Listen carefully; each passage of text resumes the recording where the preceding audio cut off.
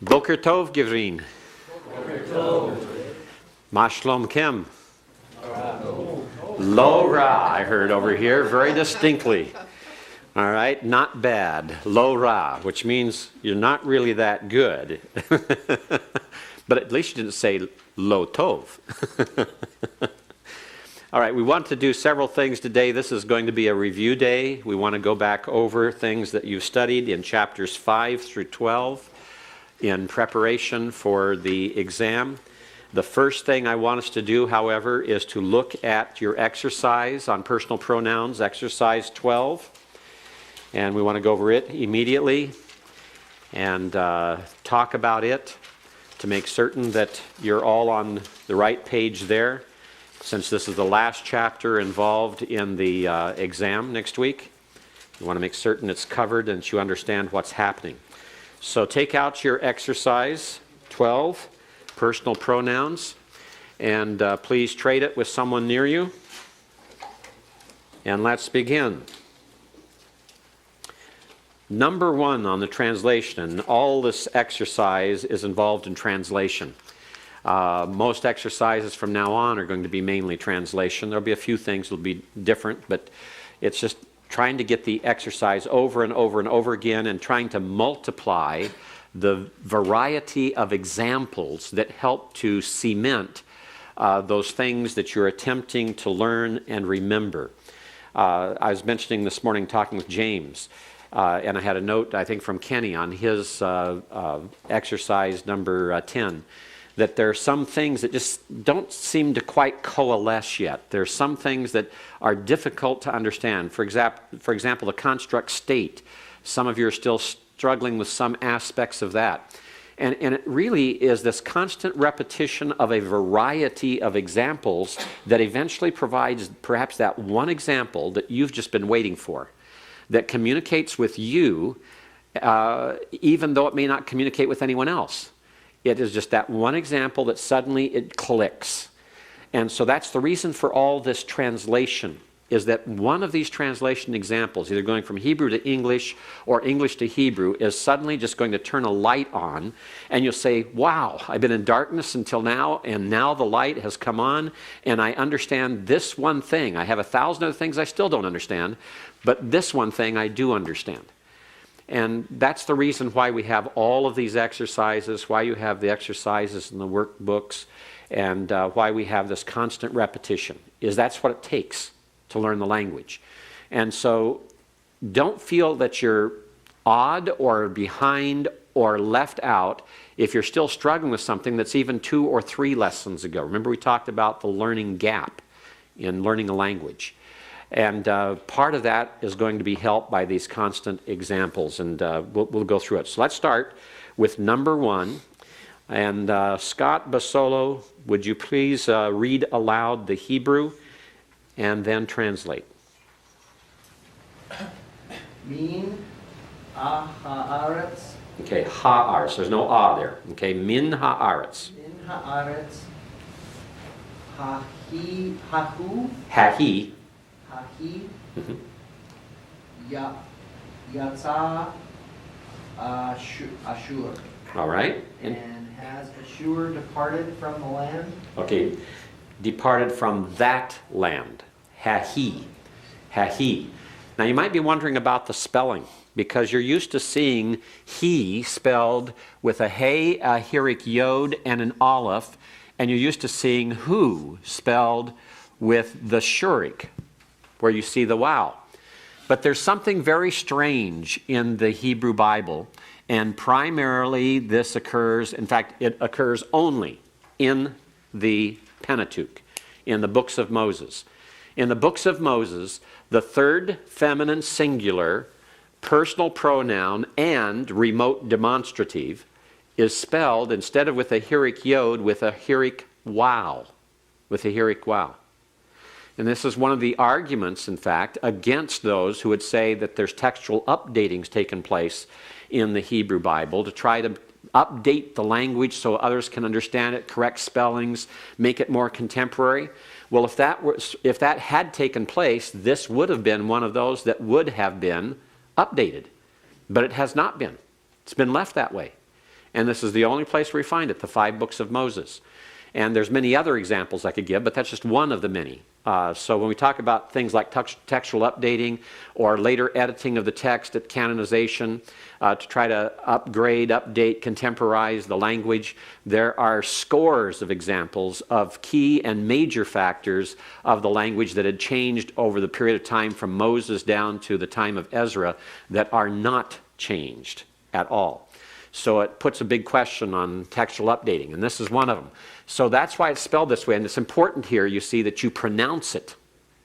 Because if you look at just the consonants, you wonder what's going on here, because you thought that land was feminine.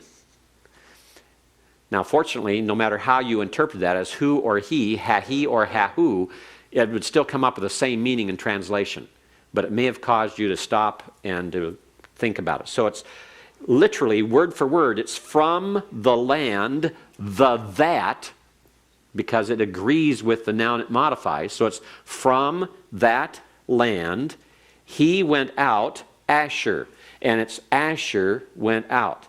Now, is there anyone who translated this, from that land, he went out to Asher? Anyone put to Asher?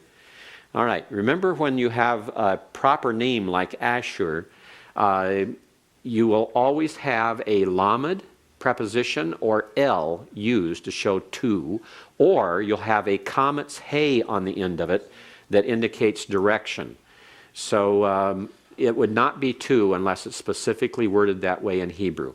If you worded it to Asher for today, I'm not taking points off, because we have not discussed that specific type of situation. So if you have 2 on there, don't worry about it. It's nothing off. Pardon? It should have been, no, it should not be written. This is directly from Scripture. Asher is the subject of Yatzah. Asher went out is what it should be. That's the accurate translation. It's not he went out to Asher. It should be Asher went out. Okay? Eric? Can you tell me again where we're getting the that from? That is ha-he. This word here. Why it's not she? Why it's not she? First of all, personal pronouns never have a definite article, number 1. Number 2, when the pronoun is used as an adjective to define a noun, it agrees with that noun in gender, number, and definiteness, which is what is happening here. It's an adjective. Used as an adjective, it's always the demonstrative pronoun, the remote demonstrative pronoun. Okay? And you'll only have that problem with third-person pronouns. The third-person pronouns, he, who, and also haim and hema, and hain and hena. These third-person pronouns are the only ones that can also be used as remote demonstratives. But when they have the article, you know it's the remote demonstrative because the personal pronoun never takes the article. The personal pronoun never takes the article. Scott? I don't remember the Hirik wow, but that pronunciation... That Hirik wow you've never had before. So he is the proper... That's the proper pronunciation, yes. Mm-hmm. Wow can behave as a vowel letter in Hebrew. And it's something we have not talked about yet, and you've not seen this form before. This is the first time. Chad. How would we distinguish whether Asher is the subject or the object? For example, I translated it, from that land he departed, Asher or Assyria. What did you mean by that? By what you translated? I wasn't sure. I was just translating the way that I thought it was literally written. I didn't think that it necessarily made a lot of sense, but some of the examples don't seem to. And that's a good point to remember, and I'm glad Chad mentioned this.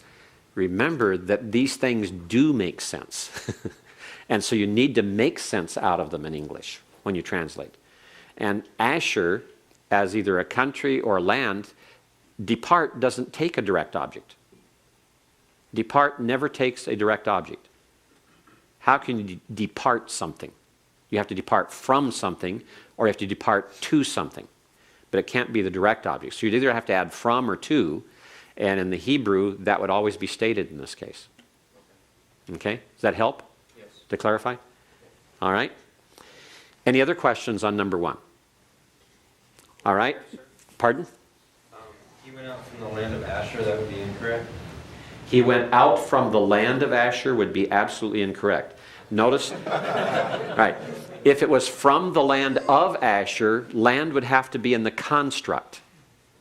And land here has an article on it, so it's not in the construct. And also, Asher would have to be immediately after that construct noun, and it's not immediately after the construct noun. And remember our word order, verb, subject, object. We have the verb, and here we have the subject following it there. Scott? On Haki, the article there looks like it could be an interrogative because of the pathak that's underneath the... An interrogative is always on the first word of a sentence that is interrogative. The interrogative he is always on the first word of a question, never on any subsequent word. Go back and look at the rules again on the interrogative article. Is that the correct, I'm sure it is the correct form for the... It would, if this were the first word in the sentence, it would be potential to have it as an interrogative. But it's not the first word in the sentence, therefore it cannot be the interrogative. It seems like an odd pointing for the article with the pathak underneath Yep. before the guttural. Remember that the hey and the chayth are strong gutturals. They're doubled by implication, so the pathak remains. Check again the rules for the article. Okay? Yes, David. So do we normally have like adverbial prepositional phrases at the very beginning of the sentence or prior to the verb? No, we do not normally have them at the beginning. This is emphatic. Okay. It's emphatic. Okay? Chad. So, following up on my question a minute ago, ya'ah is an intransitive verb. Yatsa. Yatsa, yes. If that had been a transitive verb, Asher could possibly be the it object. could be the object. Could be the object. If it was a transitive verb, yes. And we would have to tell that based on context only. Correct. Absolutely. Yes. Okay? Now, I want you to be grading these as we go along because I want you to be able to take these away with you after the break. And the break, I will record your grades. And so on this one, note here, there are 1, 2, 3, 4, 5, 6 words in the English to translate this.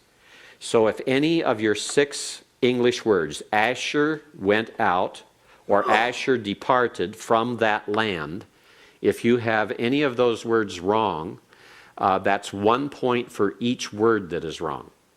And so there's a potential here of 6 points for this sentence. If you have it correct, you don't have to worry about it. But if you have something wrong, you mark it the number of points off on the words that you had wrong in your translation. Okay? All right? So put off to the side there what are the number wrong. The number wrong. All right, let's go to sentence number 2. Sentence number 2. Dennis, you want to read that for us, please, in Hebrew? Al-Kings, Barak, Ayir. Okay, Shema. Or do you have a different, is there a change there in what you have? Let me see what someone has here.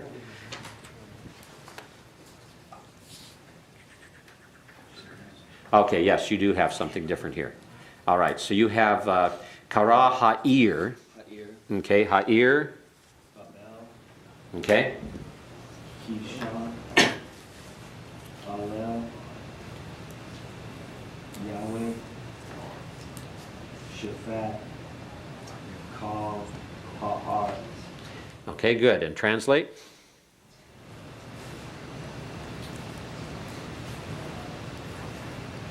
Therefore he called the city Babel, because the Lord confused the speech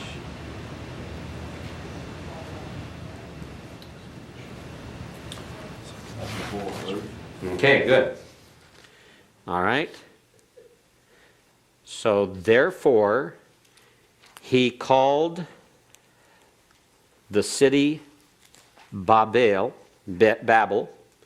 because there Yahweh confused the language of all the earth. Okay, Alkane, therefore. Kara, he called. You could also just say he named. He named the city, Ha'ir, Babel. Notice the Zakef Katon over that as a disjunctive accent. Because, ki, there, T-H-E-R-E, he, meaning Yahweh, is the subject following it. Yahweh confused or mixed the language of, Safat is the construct from Safa, it's a feminine singular construct, the language of all the earth, Kol Ha'aretz. So here you translated exactly the same order as the Hebrew, except for Yahweh being the subject of Balal comes after it. Okay? Question, Jeff. How do you get language out of lip? If you look back at the vocabulary list, I believe it also includes language as one of the meanings. It has many different meanings. But if you have lip, I'm not going to count it wrong. You can have lip and it'll be all right. So lip, border, language. Yes, lip, border, edge, language, shore. There's a whole bunch of things that can have meaning. Yes. Okay, and lip, you can see how lip moves into language. Right. Yeah, if you put lip, it's fine. Lip or language. Just don't put edge or shore. All right? Or border. Tom, question. It's more of first of all, I noticed that every time I look for a city's name, until now I kept trying to look for it as a word. I didn't know. I didn't phonetically just go through it and go, oh, that's Babel. For some reason I just couldn't find it. And just a note, obviously I did it wrong, but when you guys are updating this, sometimes to translate some of those things into the back again, because I'm looking all over the place for words and I can't find them. And just as a note, not to reflect anything. Okay, fine. Yeah, good comment. I can't find stuff. I'm looking All right. all over. And you didn't find Babel listed anywhere? It's not in there. I couldn't find Nowhere? it. Yeah. There were several words in this exercise that I couldn't find listed. Okay, please identify those for me as we're going through, like Tom did, because I want to know where they're at. So Babel was not found. Is there any other word in the number 2 here that was not found in the vocabulary? All right. Was language one of the definitions? Yeah. Yes. Yeah, it was. Okay. All right. And if you use lip, of course, it would fit. No. It's not in the back. It doesn't say. Not in the back, but it is in the regular chapters, isn't it? The end of the chapter? Really? Now, I'm shocked at that one, because I thought I remembered we made that change 2 years ago. It didn't give you language there. Okay, thank you. It's good to know. The glossary definition, I think, of Balal, it actually has languages in parentheses, I think. So under Balal, you would have seen it Yeah. as a reference, Yeah. but it wouldn't be under Safa. Still needs to be under Safa. Okay, good, thank you. All right, any other questions on number 2? Any other questions on number 2? All right, let's go to number 3. Number 3, Mike, would you please read it? Abraham, Ashav, Be'eretz, Kenan, Welo, Yashav, B'are, Ba'are. Ba'are, Hakikar. All right, and translate? Abram stayed in the land of Canaan, and Lot stayed in the southern portion of the Gor.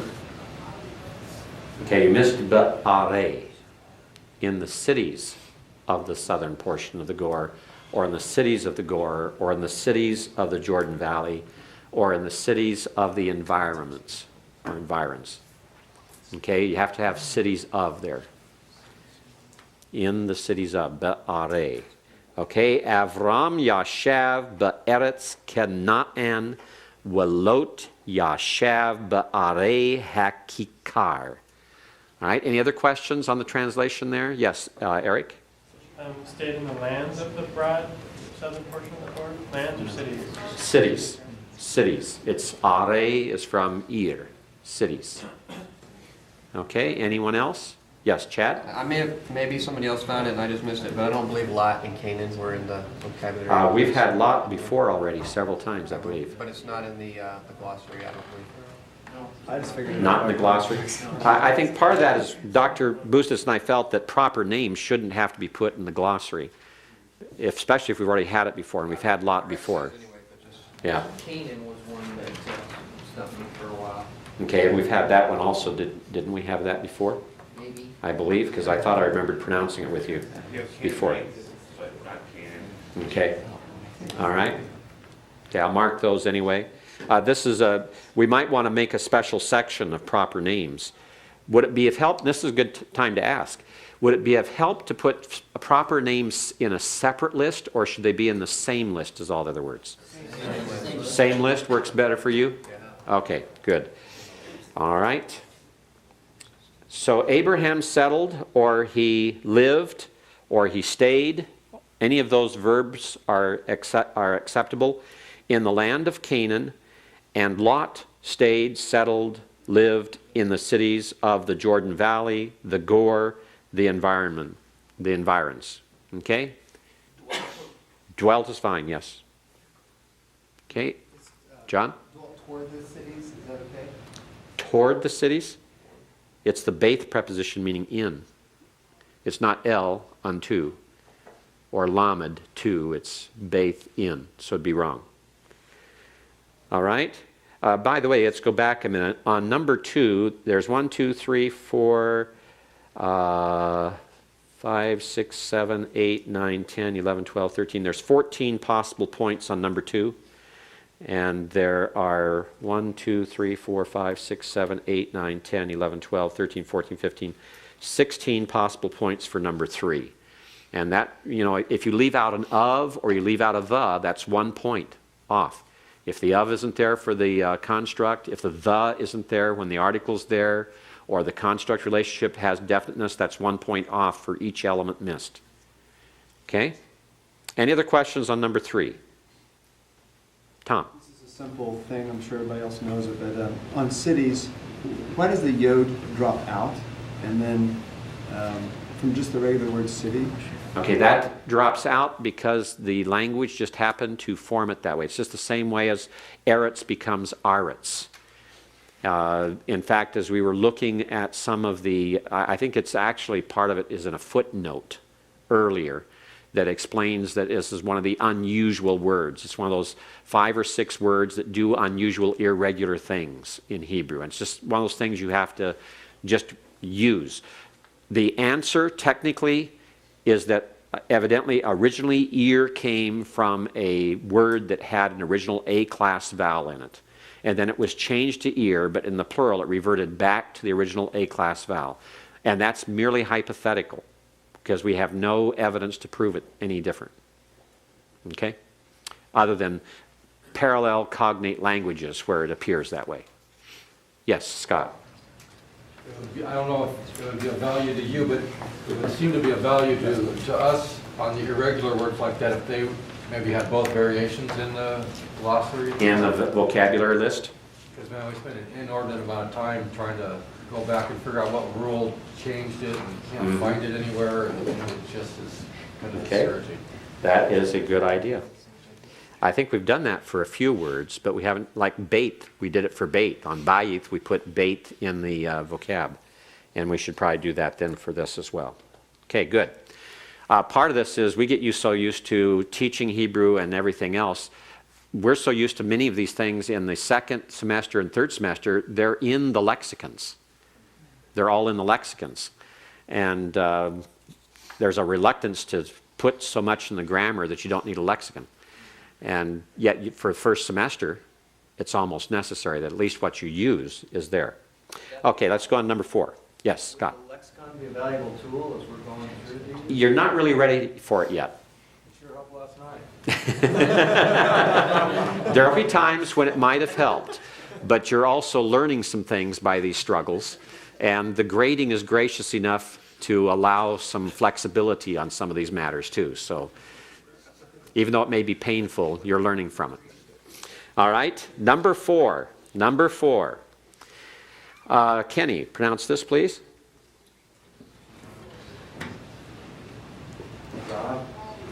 Okay, Uz have.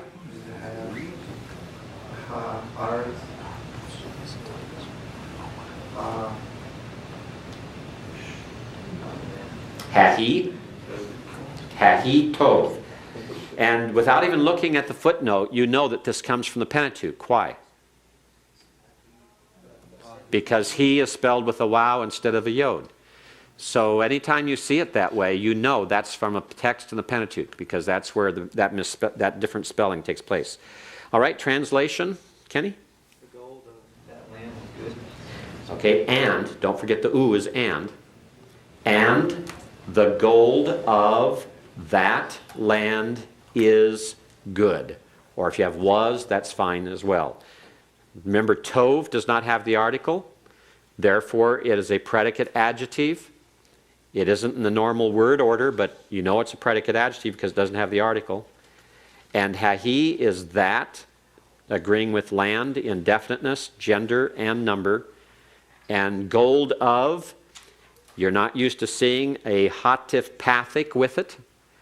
And there's any number of attempted explanations of why this occurs. I'm not satisfied with any of them at all.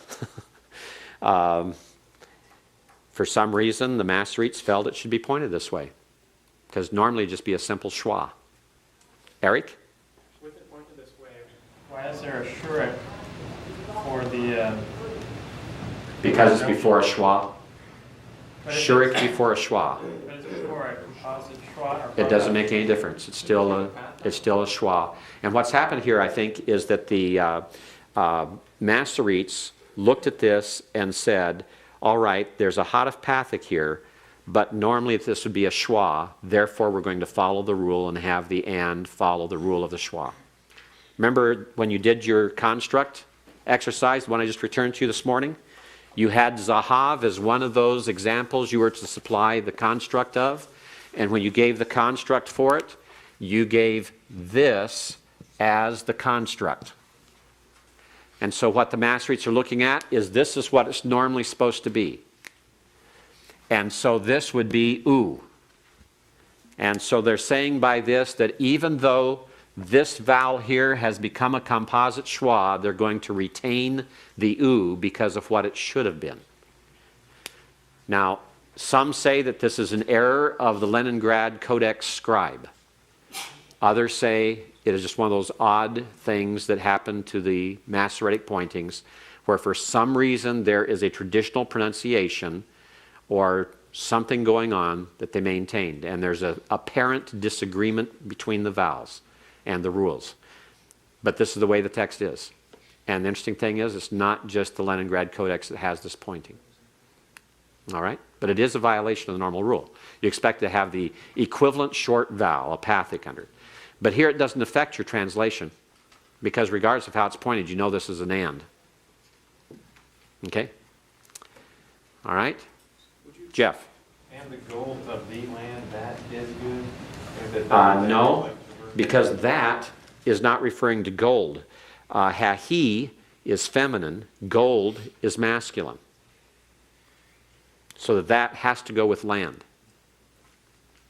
All right? Other questions? Greg? Just not sure how to deal with that. That land has gold and is good. That land has gold and is good? No, because the have is in construct, so it has to be gold of.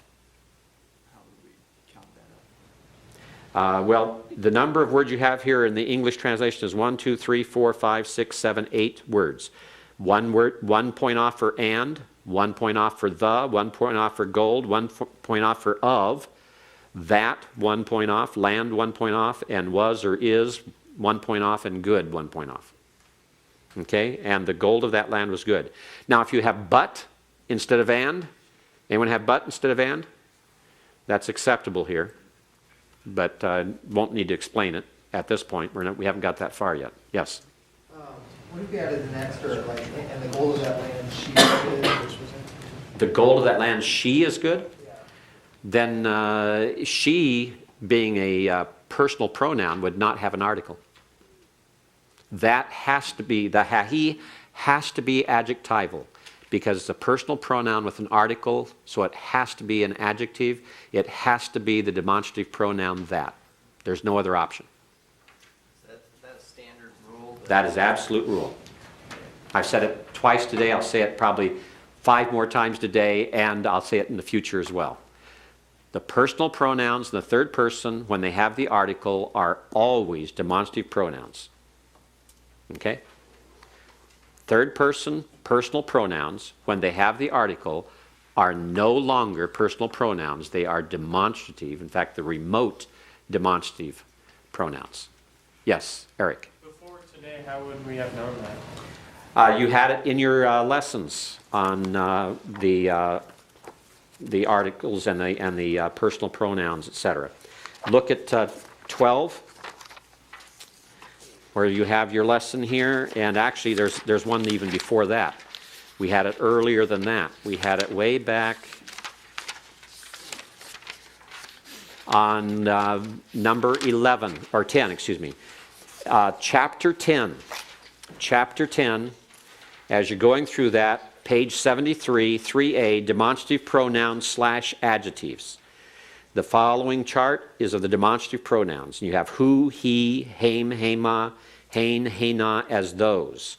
And we're told that demonstrative pronouns may function either as pronouns or as adjectives. They relate to the noun the same way as the attributive adjectives and the predicate adjectives do, which means they must agree with number, gender, and definiteness.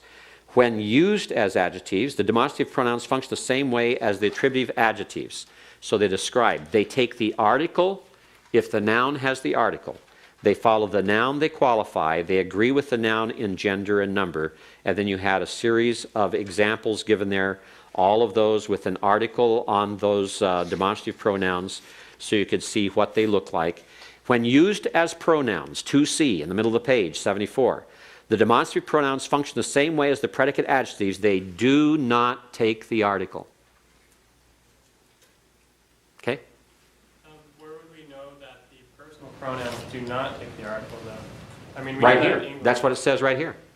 2C. As personal pronouns? When used as pronouns, the demonstrative pronouns function the same way as the predicate adjectives. They do not take the article.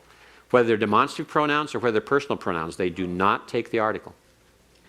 You'll see the chart of the personal pronouns. None of them has an article, and they never do take the article. Interesting. We don't say it explicitly there, but they never do. They never take the article. You never learn them anyway. You never have an article put on them in any example anywhere in the book. Okay. So they never have an article. All right?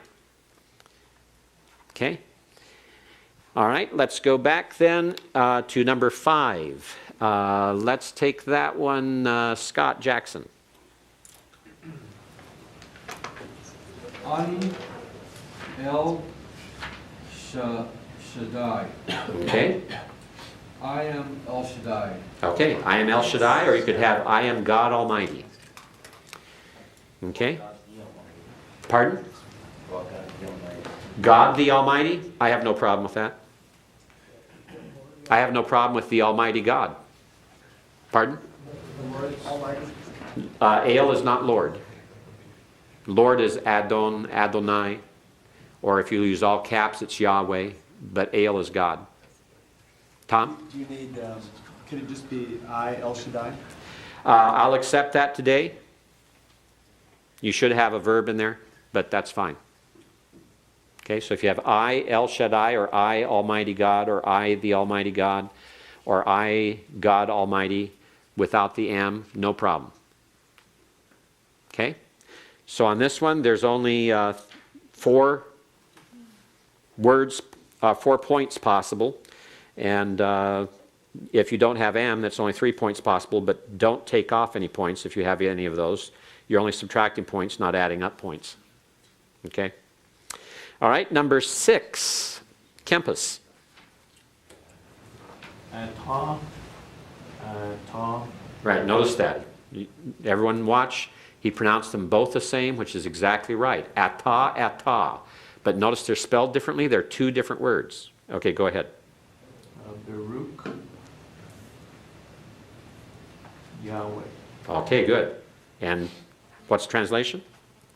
You are now the blessed of the Lord. Okay, you are now the blessed of Yahweh, or the Lord with all capital letters.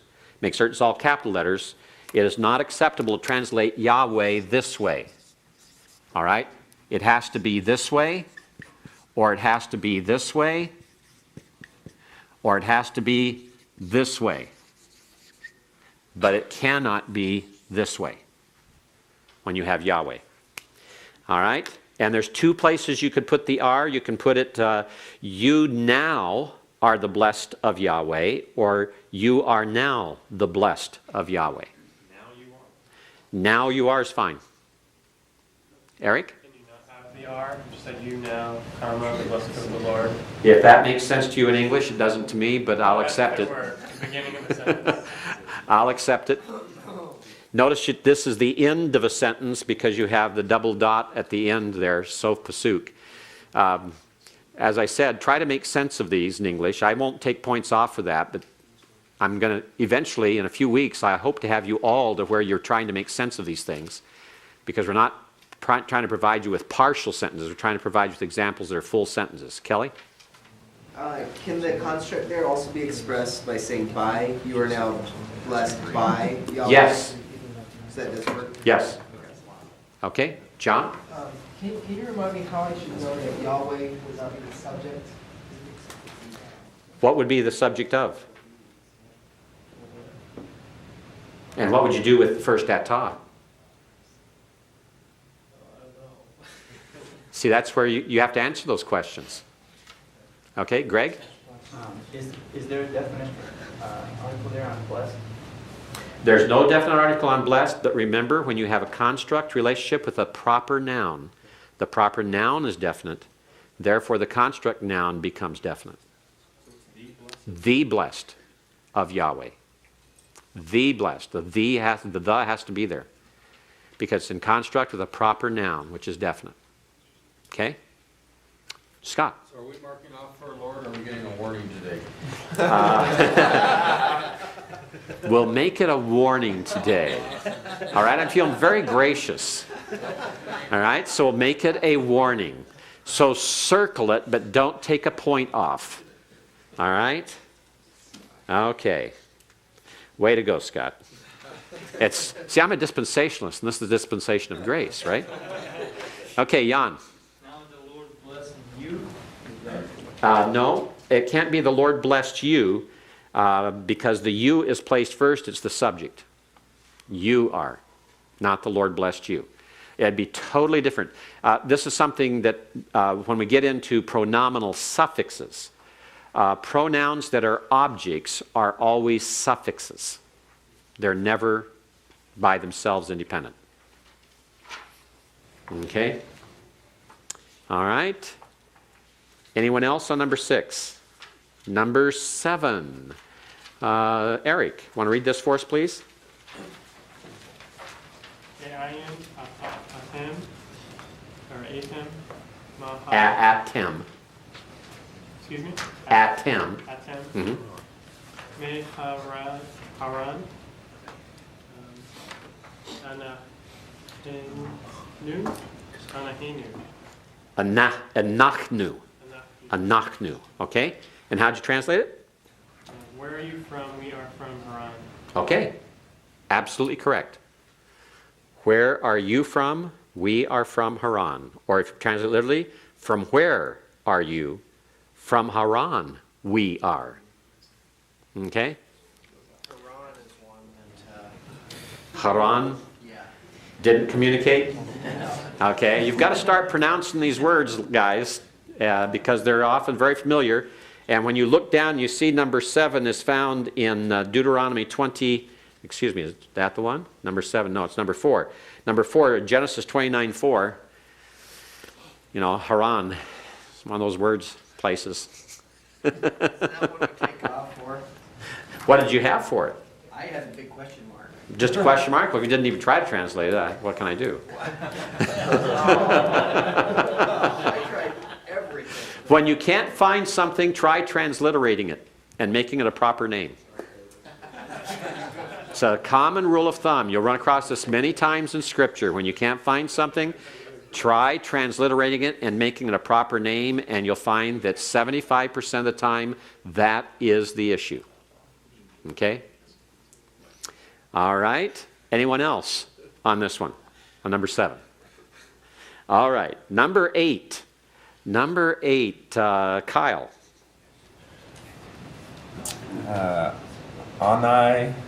Anoki. Oh my goodness. Anoki, who, Me at. Okay? Anoki hu me at. And how does it translate? truly I am he, who are you? Truly I am he, who are you?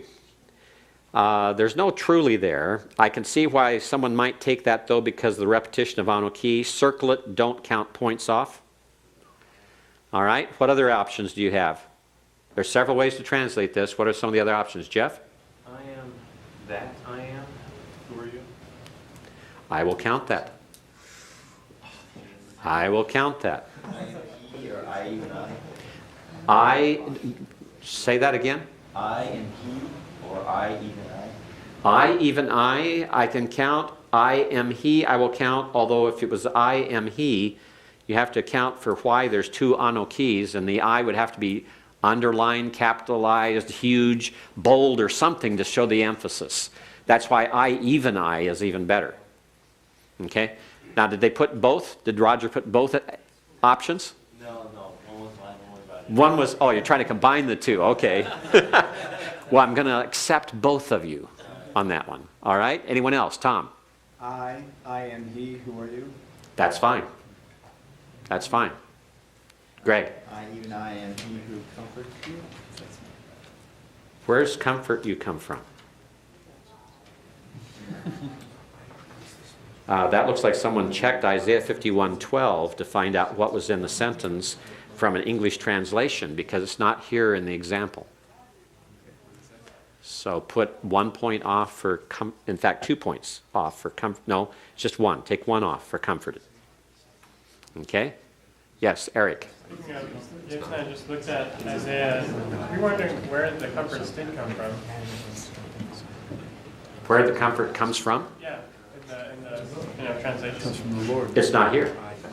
You shouldn't have comfort here. No, we don't. But if we just looked in the NASB, and it has the word comfort, so Right. I'm wondering where that comes from. Well, see, if you see there's 3 dots there in your example. What do you mean?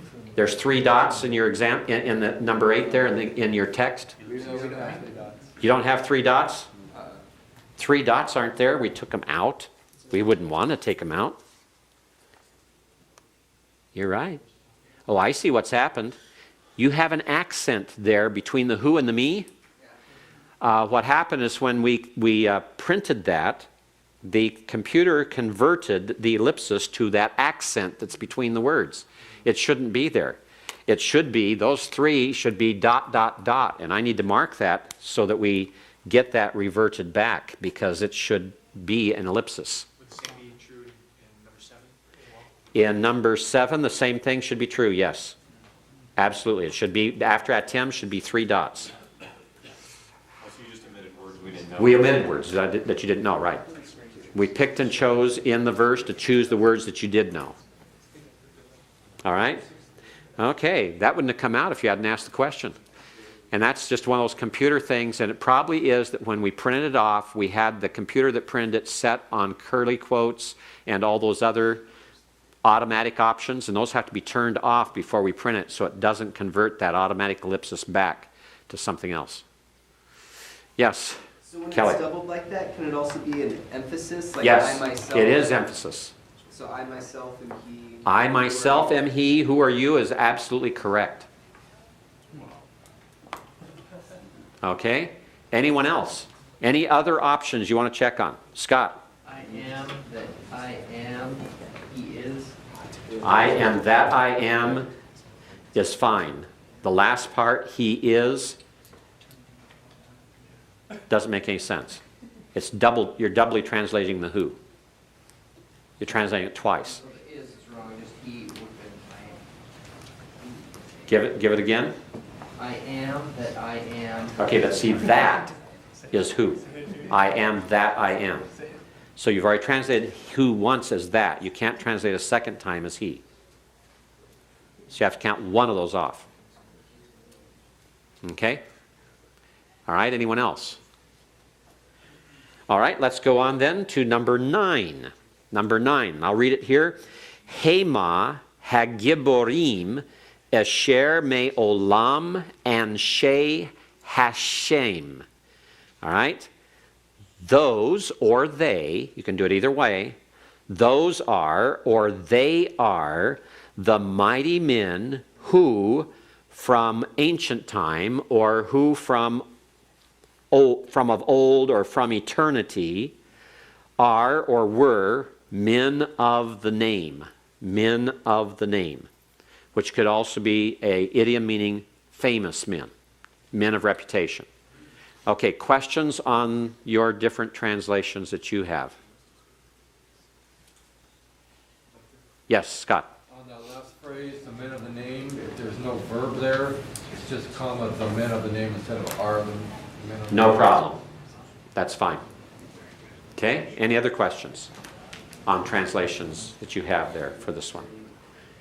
Do I take from that that most of you then got it pretty close? All right, great, fantastic. See, that's progress. Okay, number 10. Esher lo me are hagoyim ha'ele hena. And asher here is going to be the idea of who, and the subject is at the very end. Hena, those are they who are not from these city or from the cities of these nations, from the cities of these nations.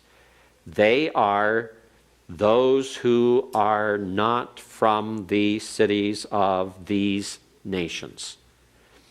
Okay, the biggest problem there is the word order and the fact that the subject is Hena at the very, very end.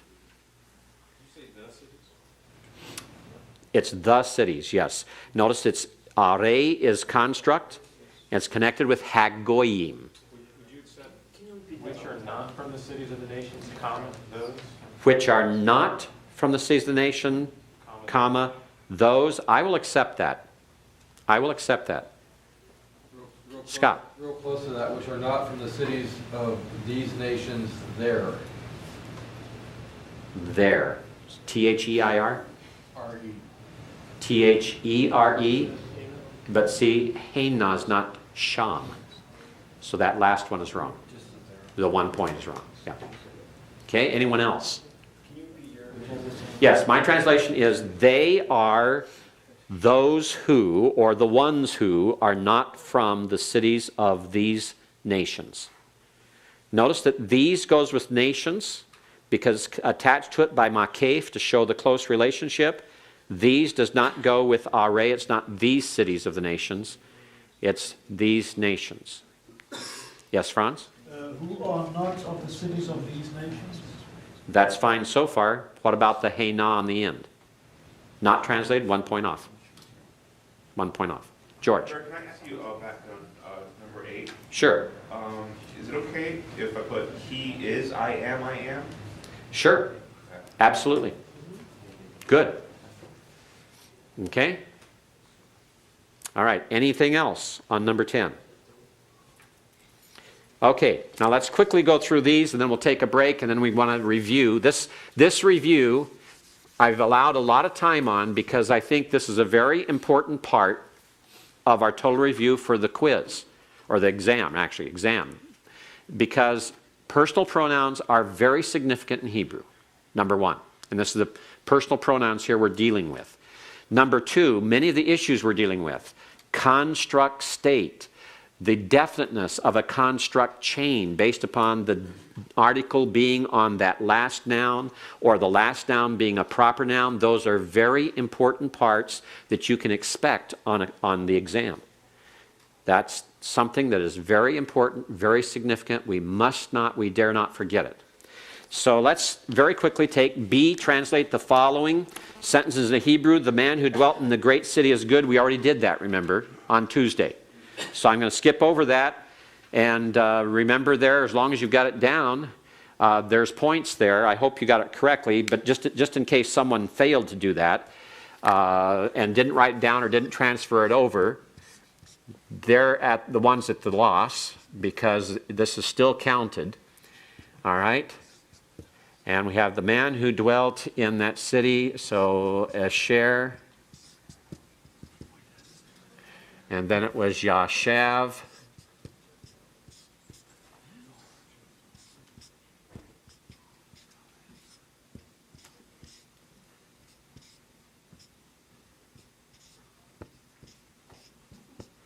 All right, so that's what should be there for the first one. The man who dwelt in the great city is good. Tov, Ha'ish, Asher, Yashav, Ba'ir, great city. Not that city, in the great city. And that should be Ha-Ge-Do-La.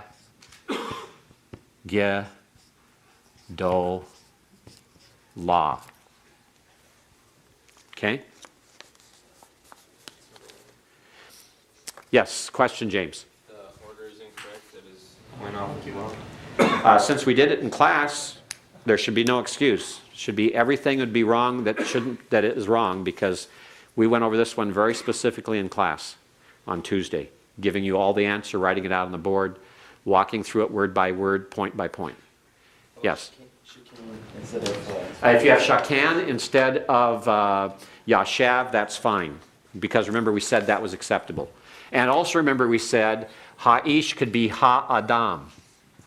So there were two varieties here that we said you could have variations. You can have shakan and you can have ha'adam. Okay? Did anyone put ha'enosh? Because I think someone had asked a question, could it be enosh? But ha'enosh would be also acceptable. Ha'enosh. All right, let's go on then to the second one. The prophet saw all which God did to the great nation. The prophet saw all which God did to the great nation. All right, so remember the word order. You begin with the verb. So he saw is ra'ah.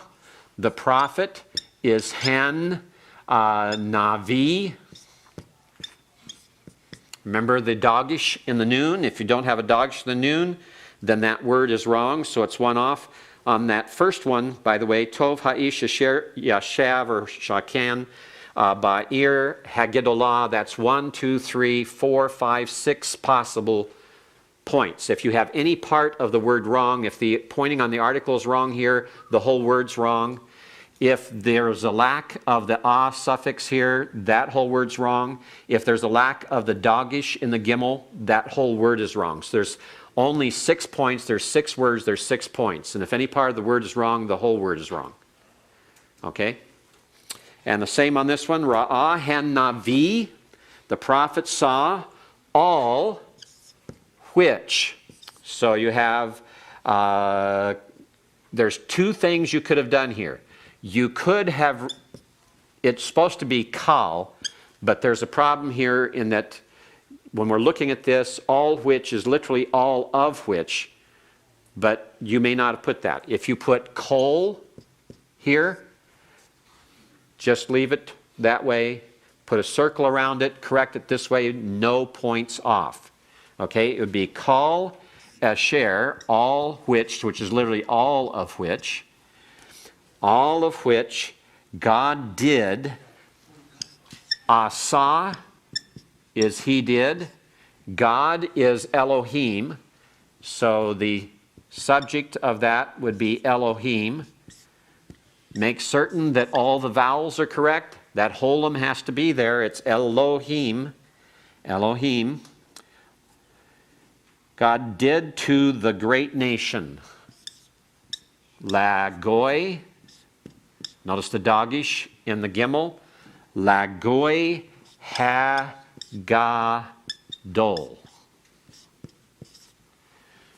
All right. So you should have Ra'ah, Han Navi, Kol or kol, I'll accept here. Kol asher asa Elohim lagoi hagadol. So there's 1, 2, 3, 4, 5, 6, 7, 8 possible points. If any part of the word is wrong, the whole word is wrong. But you can't take off more than 8 points. Yes? Does that include word order? It's Tell me what difference there is in word order so I can judge. well, there's just a couple ones where first order, first. Okay. What is first in the sentence? Hanavi. Okay. I will allow that today. Everyone paying attention to that? If you reverse the 2 here and have Hanavi Ra'ah, I will count it right today. But I will not in the future. Word order in Hebrew is what? Verb, subject, object. Verb, subject, object. Even though the reverse can occur, it's always for a different reason, but you need to get in the practice of when you translate into Hebrew, always putting the verb first and the subject second, not vice versa. But if you have it reversed today, no problem. Nothing off, but make certain you mark it so you remember. Scott. Yahweh instead of Elohim. No, because Yahweh is not God. Yahweh is Yahweh. Don't confuse the names of God. I don't call you James. You're Scott. Okay? My wife does not call me William unless she's mad at me. She calls me Bill. All right? She keeps the name straight. William has a special meaning as opposed to Bill. It was always that way with my mother also. When I walked in the house, my wife or my mother has ever referred to me as William, I know I'm in trouble. All right? So don't confuse the names of God. God is Elohim. One option, El. You could use El for God, because we've had that just in the example even today where we had El Shaddai. So El is acceptable and so is Elohim, but Yahweh is not. Adonai is not. Yes, George. We have El Hagoi instead of Lagoi, El Hagoi, yes. El Hagoi is acceptable. El Hagoi. Make certain the dogish is in the gimel. Make certain the right vowels under the hay. It's a pathek. All right. The king took all of the things in this great city. So if it's the king took, we're going to begin with the verb, right? Cook is la kach. The king is the subject. The king. So we know it's going to have an article. And as we put these down, we know it's melech. We know there's an accent up here. We know there's a dogish in here because it's not a guttural. And that is the spelling. If any part of that is missing other than the accent.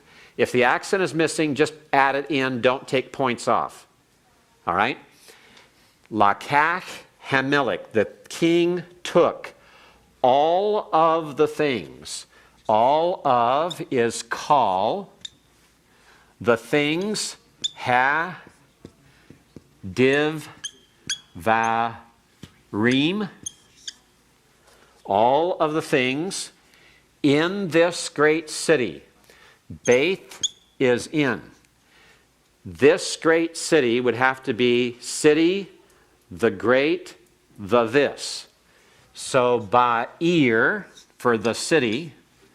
The great would be ha, ge, do, la, because city is feminine, and therefore this great city would have to be then ha, zot, because zot is the feminine singular demonstrative pronoun, here used as an adjective with the article to agree with the other adjective and with the noun it modifies. So lakach hamelech kol hadivarim ba'ir hagedolah hazot. Okay, David. Would you have to have the article in the entire prepositional phrase, or could you make the prepositional phrase to not have the article? No, because the translation says here, your English says, the king took all the things in this great city, and this makes it definite. I can see what you're thinking, there, how things would work in your mind. You say, okay, it doesn't say the this, but this makes it definite. All right? If you are missing articles here, here, and here because of your reasoning that way, take only 1 point off, don't take off 3. Okay? And just remember that when you have this, that, those, that automatically makes it a definite. Okay? Even if it's not supplied in just a normal city. Yes. Okay? Okay, any other questions on this one? Yes, Kelly? Also, with the all of, with the call, Yes. is the makif necessary, or is that just? No, it's not necessary. If the makif is not there, you do not need to have it. Would you rather us get in the habit of adding it, or No. not having it? Or it doesn't I matter? would rather see you be inconsistent with the makif than to be consistent one way or the other. You can do that. Okay, good. Yes, Tom? Would that change then to coal? No, because it's in construct. The only reason we allowed coal on the other is you could have looked at it as not being in construct, because it just said all that, all which, and it didn't say all of which. And we had not discussed that when all and a share come together, it is in a construct relationship. We did not discuss that, so I allowed that in that case. But no, this without the makif, this could still be this way. The vowel still indicates it's in construct. It doesn't need an accent. It doesn't need a makif. The vowel change is sufficient to show it's in construct. Okay? Anyone else? Any other question on this one? All right.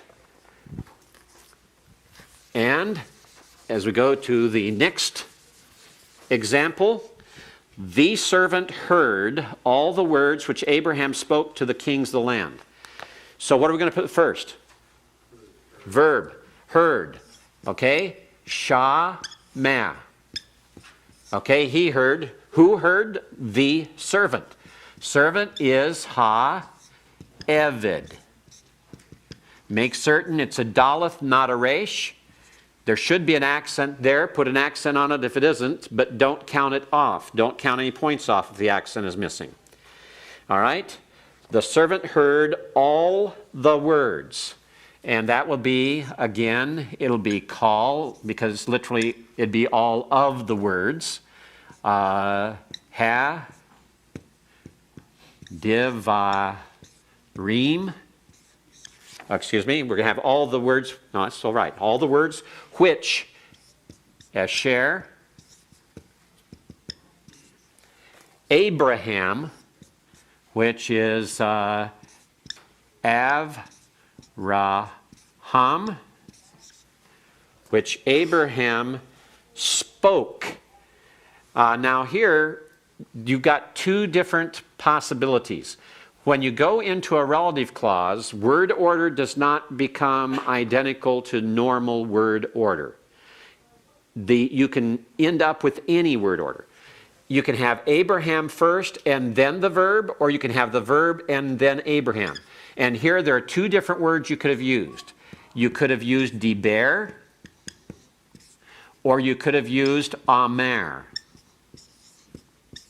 And you could put it before or after Abraham. You can put it before or after Abraham because you're inside the Asher clause. Okay? The last part of it, to the kings of the land. To would be normally a lamed. I'll accept L as well. You can use either L or the lamed. To the kings of the land. Kings of is in construct, so it cannot take an article. So therefore, you have no article showing under the lamed because it's in construct. La mal K. Okay. La mal K. And you have of the land is haaretz then. Again, the accent above aretz. Make certain that this is a comets under the aleph. So Shama ha-eved kol ha-divarim asher diber Avraham, or asher Avraham diber, or asher amer Avraham, or asher Avraham amer, el or la, not both, one or the other. L would not be attached. L would not be attached. Lamed is attached. The lamed would have a schwa under it because the construct noun cannot have the article written on it. The article is written only on the word following, and so this will not show an article here. It takes its article from this word, and then haaretz. Question, Scott? Can the first word be Rapha? Rapha, that's the word for heel, not here. So it's wrong. Okay? Eric? Melech is a segolite noun, right? Melech is a segolate noun. And when I was trying to figure out how to put it in construct form, I just kind of went by page 79, 3a. You give the example of Evan, which is stone or weight. Right. And in construct form, it doesn't even change. So for Melech, I didn't really change it in construct form. Is that valid? No. And let me, I believe here, if I remember right, if you look on page 37 of your workbook, exercise 11, the construct state, you have a table there that was given to you, a supplementary table of construct forms that includes Melech and gives you the plural form. Pardon? You had this list. I had the list when you did it. You're right, I did. You're right, I did. Regardless of the form there, don't count it wrong then. All right? Like I told you, we're in the dispensation of grace, and I'm a dispensationalist, and what John said is absolutely correct. You didn't have it available to look at. Okay? Unless you happen to be one of those that were photocopying them. But it is there. Okay, yes? On pads of green. Yes. The book shows it as comets under the debate. At least on page 82. This way? That's fine. Okay? All right? Actually, it's my error. Okay? All right? It's hadivarim, not divarim. Okay? Anyone else? Any other questions? Okay. Let's go to that very last one then. We have God spoke to the man whom he created. All right? So God spoke. We begin with what? The verb? Correct? Okay, if we use amer, or if you use diber, make certain that you spell these correctly. You can use either or. God spoke, so the subject is Elohim. Make certain all the vowel pointings are there and correct. By the way, watch what you do with the holum. Don't make the holum take up a space between these two and split these consonants up with an inordinate amount of space. Don't count it wrong if someone has it that way, but this should not affect the spacing of your consonants. Write your consonants first, and then go back through and put in your vowel pointings, because they should not affect the spacing of your consonants. Okay, God spoke to the man. You can use either El, or you can use the lamed. Since it's to the man, that will be La Adam. Yeah, La Adam with that, because it's the same as the article. Or you would have La Ish. So you can have El Ha Adam, remember, it'd be El Ha Adam. If the metheg is not there, don't count it wrong, just put it in. Make certain that it's understood that it belongs there. God spoke to the man whom he created. Whom is asher. He created is bara. So, you can have amer or diber. Elohim, you could also have here el. Unto the man could be el ha-adam or el ha-ish. Or la-adam or la-ish, esher bara. So there's several different options. Yes?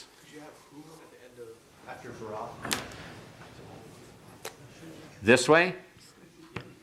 That would only be used if it was to be extremely emphatic. and say whom he alone created. But that's never needed because, don't count it wrong if you have it. Just put an X through it. Don't take any points off. Bara can only take God as the subject. Bara is only a divine activity.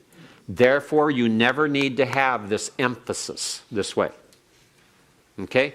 Scott? Regarding the method with the L and Right. the call. Oh, method, there's no L, none here. It's just with the ha I'm sorry. and with the la. The Makate. Oh, the makef. Is that standard and something we should? If you have the makef there, Right. Is that that's fine. have? No, Okay, so it's optional. it's extremely optional. Same with the cow. With the which? I'm not on this example, but the other. But call, Yeah, but- call, yes, correct. Okay, it's optional. Yes, Jan. Is yasa is acceptable? Asa. Asa, I will accept, but asa is not the word for create. It's the word for make. I'll accept it. Tom. Clarification, bara is only used in the Old Testament in reference to God? Bara has only God as a subject in the Old Testament. Okay? Yes, Franz, go ahead. Can you turn the word order around ashar and bara? Can you do bara, ashar? No, you cannot do a share after. A share always goes first. Okay? Kelly.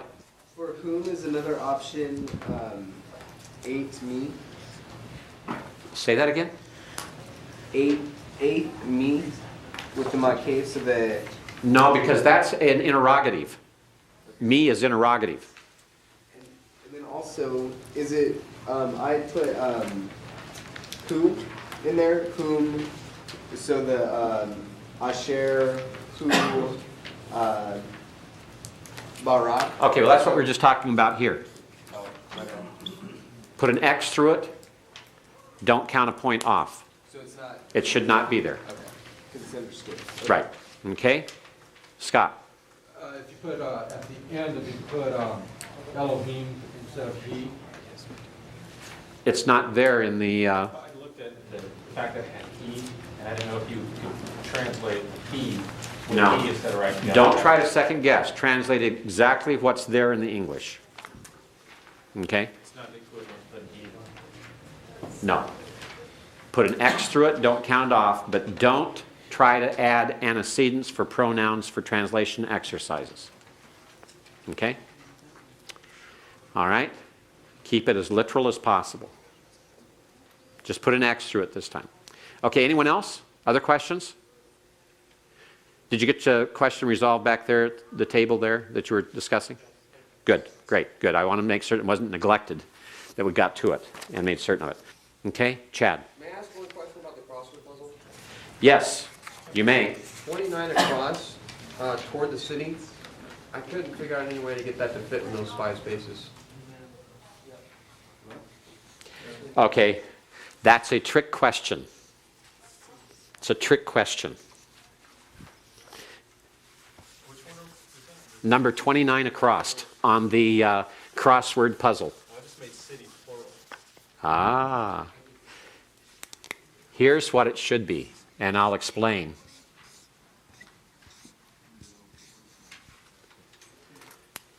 In Hebrew, we have a suffix that occurs on the end of nouns that's a comet's hay that means in or it means to. It's a locative or directive hay suffix. And so that's a trick. You would not know that at the time, so either you would have to leave that blank or you'd tried all kinds of other things. We're not grading the crossword puzzle. That's for your entertainment. It would be this way. Yes. Jan? Page 88, there's an example. Should you see?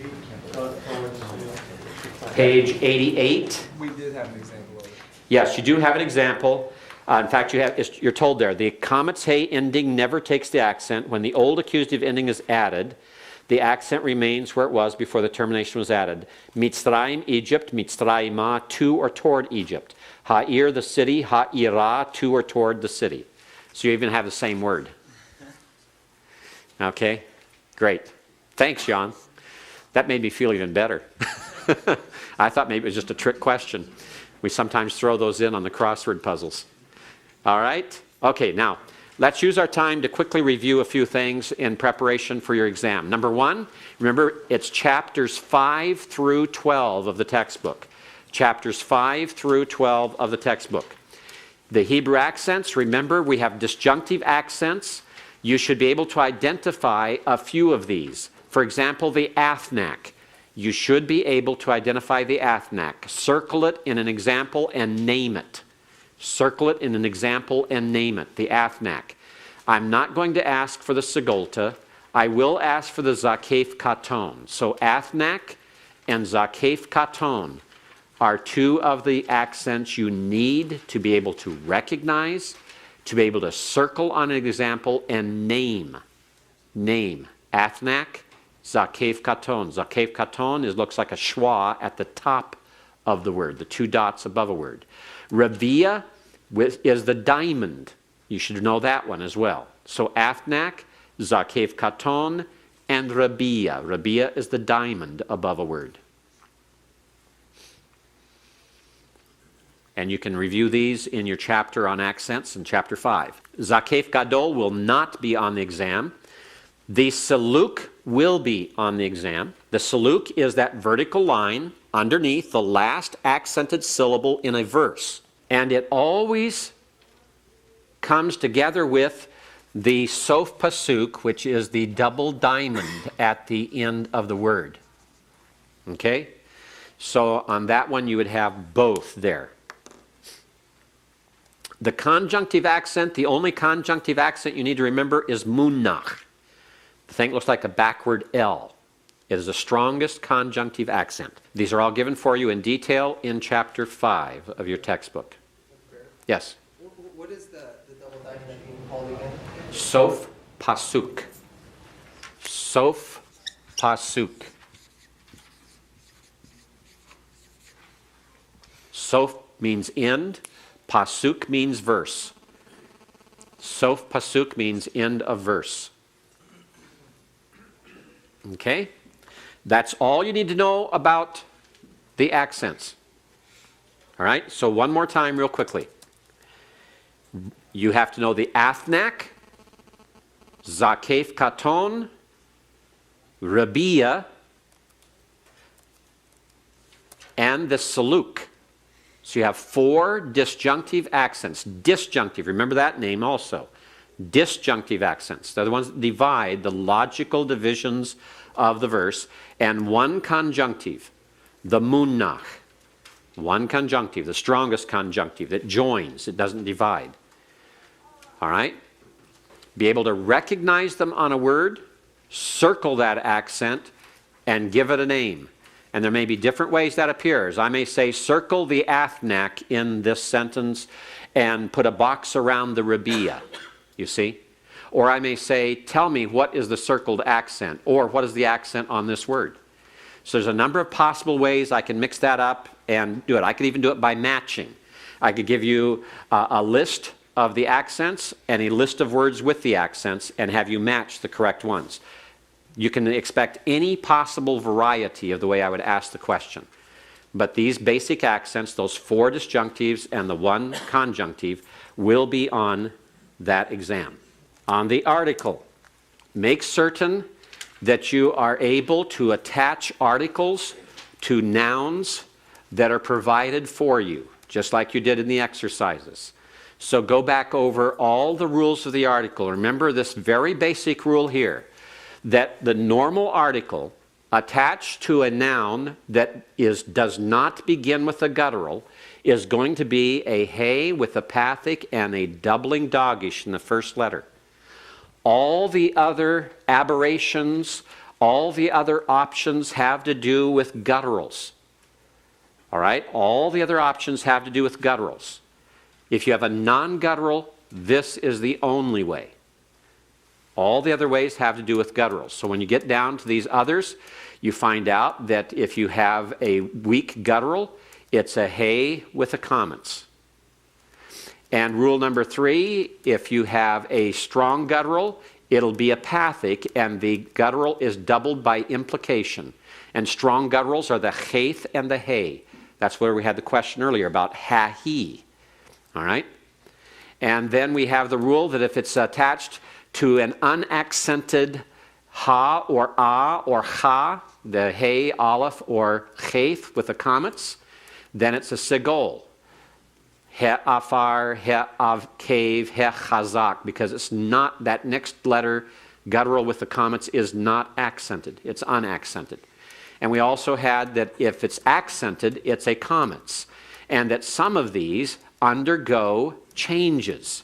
You have these special rules, these 5 words like eretz that changes to aretz, har that changes to har, am that changes to am. So these are special cases where they've obtained that accented comets because they make that special change when they take the article. And so keep those in mind. We have the accented hey with comets or ayin with comets. Then the interrogative hey. Remember that the normal form is with a hatif pathak. And remember that the interrogative hey is always on the first word of a question. Okay? This would be an excellent question to ask, either as true or false, or just to have you complete, or just have some other means of asking it.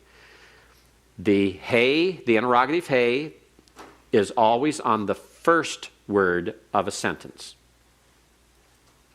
And notice here we had that in the instructions. The first word. The first word of a question. All right?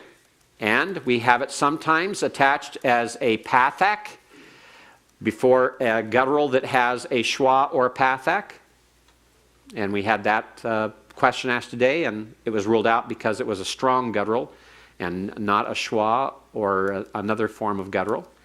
And sometimes it is a segol with guttural and comets. Guttural and comets. Interrogative pronoun ma. Remember we had it. Remember it is normally ma and a dogish in the first letter of the word following it. And it's normally attached by means of a makef. Normally attached by a makef. So ma melek has a dogish in the meme on melek. Ma katav has a dogish.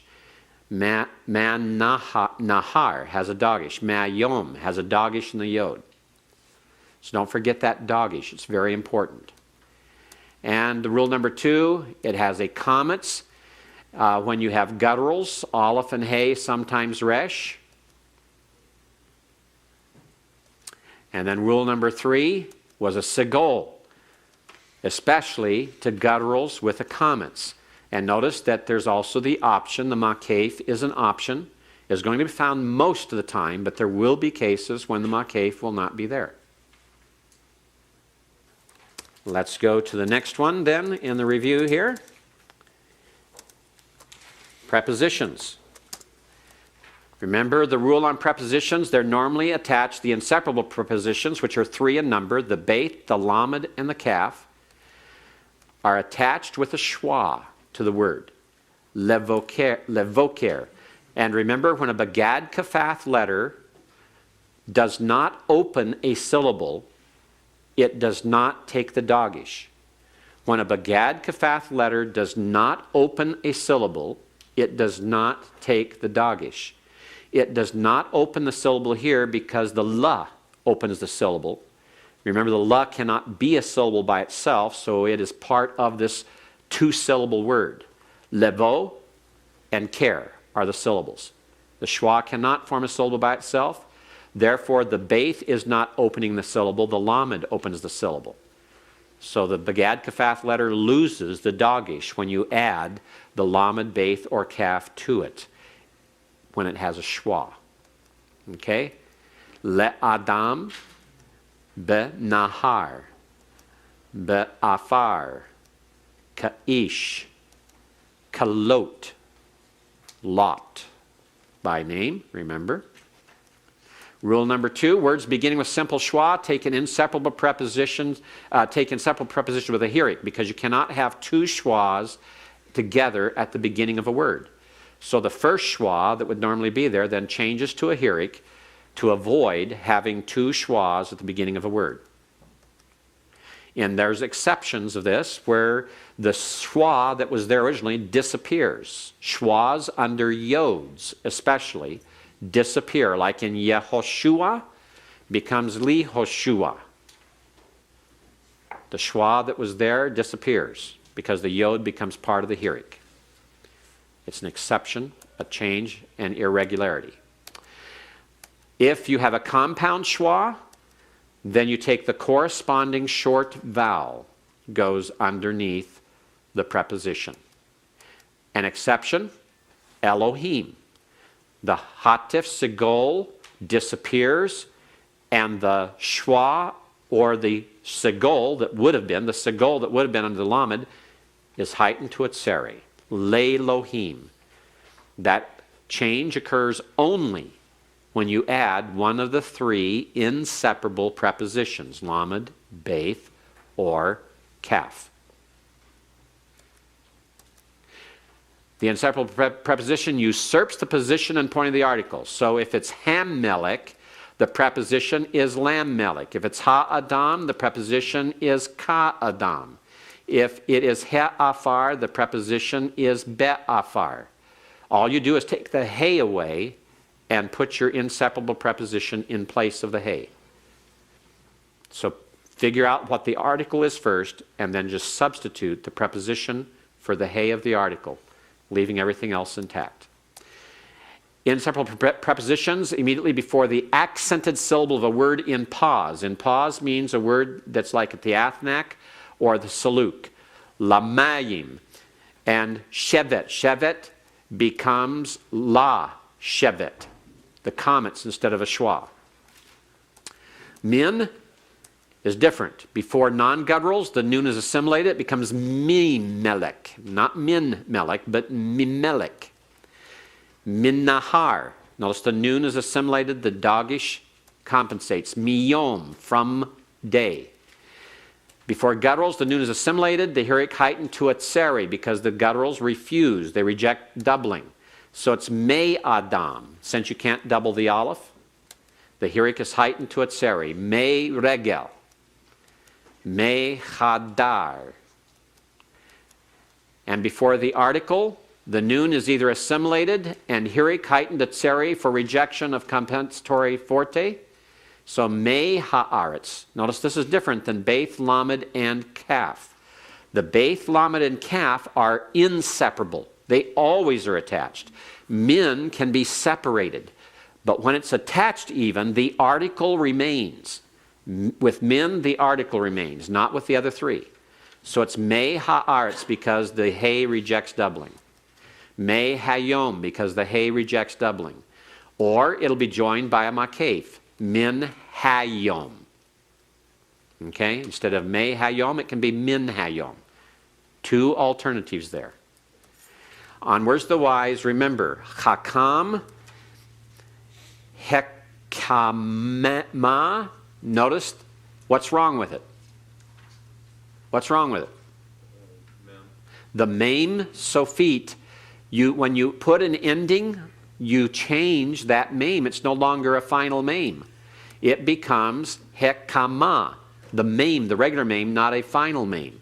When you add a suffix, you don't retain the final form because that final form is no longer the final letter. The final form is only for final letters. All right? The king and the nation are great is hamelech wehagoy gadol.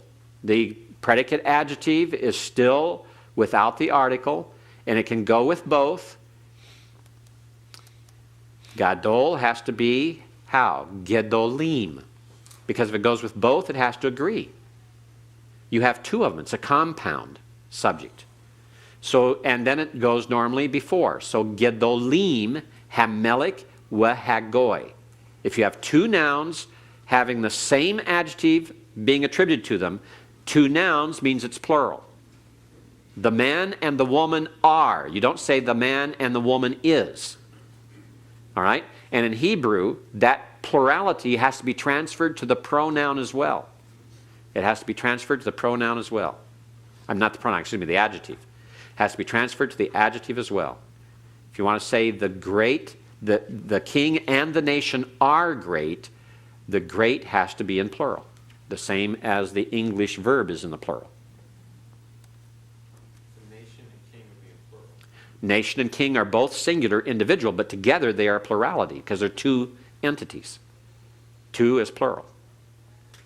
Okay, we say the king and the nation are great. We don't say the king and the nation is great. And in Hebrew, that same grating thing that sounds, when we hear the king and the nation is great, we say, oh, that's wrong grammar. Well, in the Hebrew, it's not just the verb they look at the adjective too. King and the nations is our Nation. Are great. Great has to be the same as the verb are. It has to be plural. Okay? They must agree in gender and number. All right? And sus, susat, what's wrong with it? The construct, feminine singular, should be susat. All right? Susat. From that great city is not Mehu Hagadol Ha'ir. There are two things wrong here. Number one, if that is modifying city as an adjective, it has to agree with the noun, indefiniteness, and it will follow, not precede. And Hagadol doesn't fit because ear is feminine. And had doesn't fit because it's before a guttural. It should be instead Me Ha'ir Hagedolah, feminine, Ha-he goes at the end and agrees in definiteness, number, and gender. So there are three things wrong there. That is the one problem that you had the most today, and the most in the exercise I graded was in that kind of situation, in trying to get all of those elements correct. And you have to just emphasize agreement. Ear is feminine, the pronoun has to be a feminine. If ear is feminine, the adjective has to be feminine. And if the demonstrative is being used as a pronoun, that or this city, it will go after, at the end, after all the other adjectives. It's at the end, and it'll have to agree in definiteness, in gender, and in number.